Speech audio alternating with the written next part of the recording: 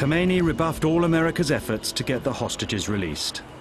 3 months after the embassy takeover, America imposed sanctions on Iran, freezing its US assets and banning its oil imports. ما از اقتصادی نمیترسیم. ما از دخالت نظامی نمیترسیم. اون چیزی که ما را میترساند وابستگی فرهنگی است.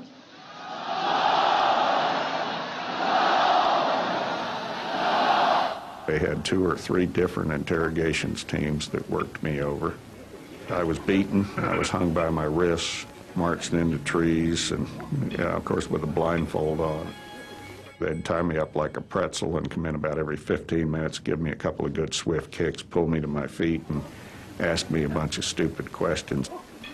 Good evening. For the first time since the Iran crisis began 40 days ago, President Carter has indicated a glimmer of hope in the confrontation. The hopes were false, and news channels gave a daily reminder of the embassy siege.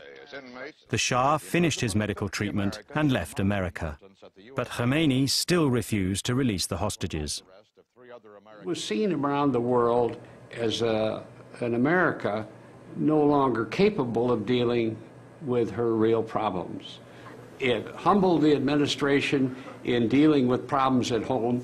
It had a profound, prevailing, devastating, paralyzing impact upon our government. I don't know how much longer we can sit here and see them kept captive while the situation around them does deteriorate. He saw our honor at stake. He knew that we had to act, and he said so. We began to figure out how we could extract the hostages from the Iranians. Their rescue plan would test America's armed forces to the limit.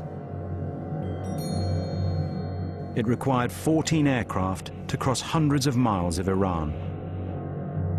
After refueling in the desert, 8 helicopters would fly commandos to Tehran, where they would storm the embassy. A second group would seize an airbase outside the city. From here, the hostages would be flown home. The plan was known only to the president and a few of his top advisors. The Secretary of State, Cy Vance, was skeptical. One day I remember he said, "Fritz, the rescue mission won't work."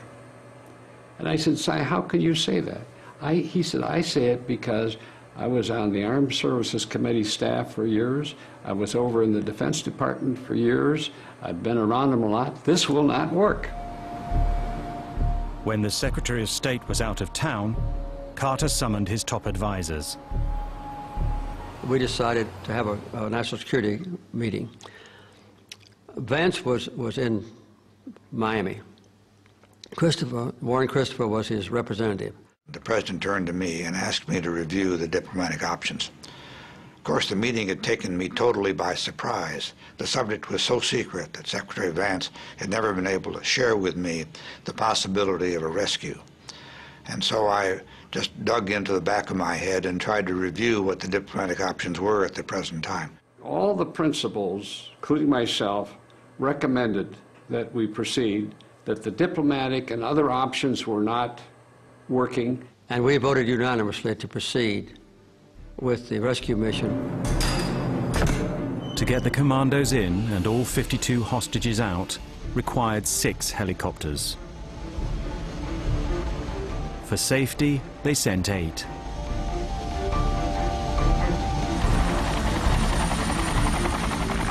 The decision was made earlier. If we didn't have enough helicopters to bring all our hostages out, then we wouldn't bring any, because the ones remaining would undoubtedly be assassinated. From an aircraft carrier in the Arabian Sea, the helicopters flew more than 500 miles into Iran. Keeping low to avoid radar, they flew into a sandstorm. 2 developed faults. When the others reached the desert rendezvous to refuel, a third was found to be damaged. That left only 5. At that point, we decided to withdraw. And we left all our equipment there and brought our people home.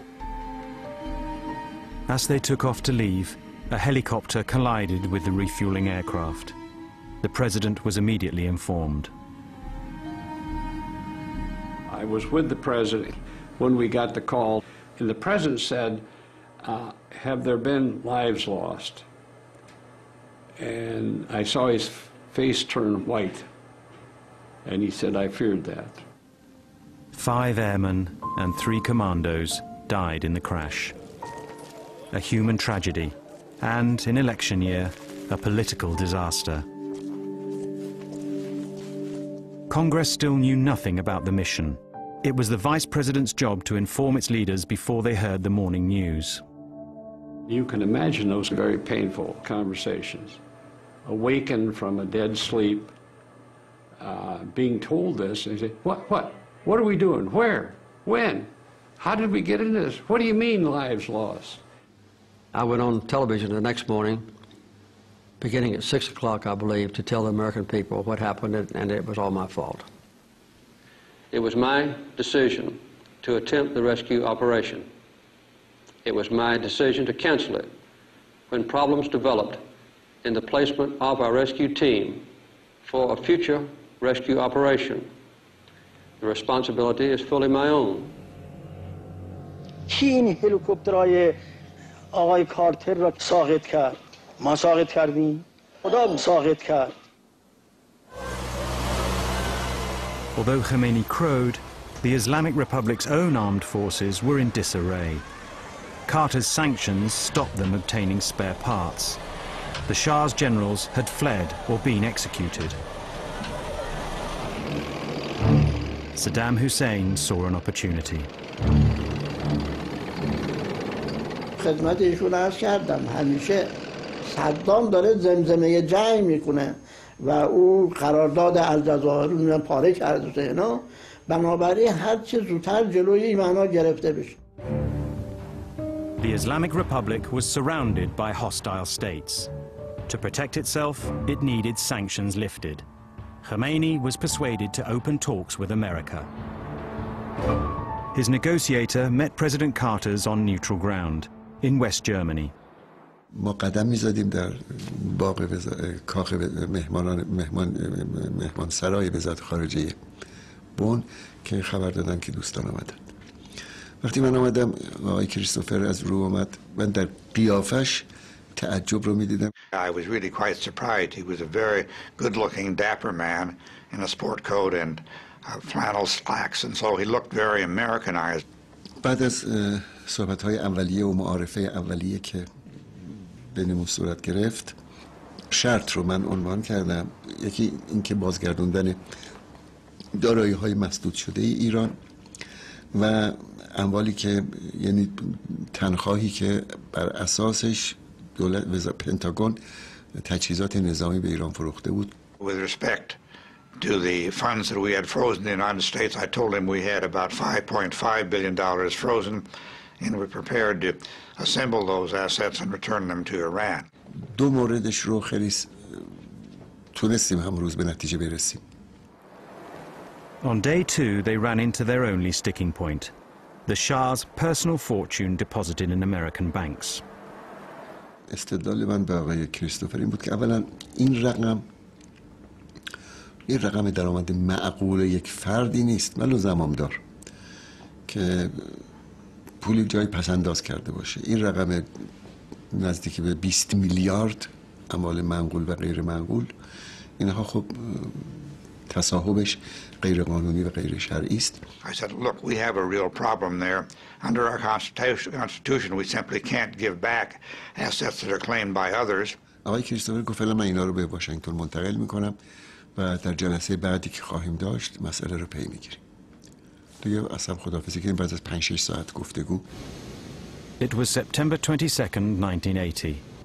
It looked as if Carter could get the hostages home in time to boost his chance of re-election in November. وقتی که من رفتم به فرودگاه خلبان آمد که برج اجازه پرواز به ما نداده. گفتن که فرودگاه مهرآباد بمباران شده توسط نیروهای عراقی. The next day, Iraq invaded Iran. 70,000 troops crossed the border, launching a war which would last 8 years and leave 1 million dead.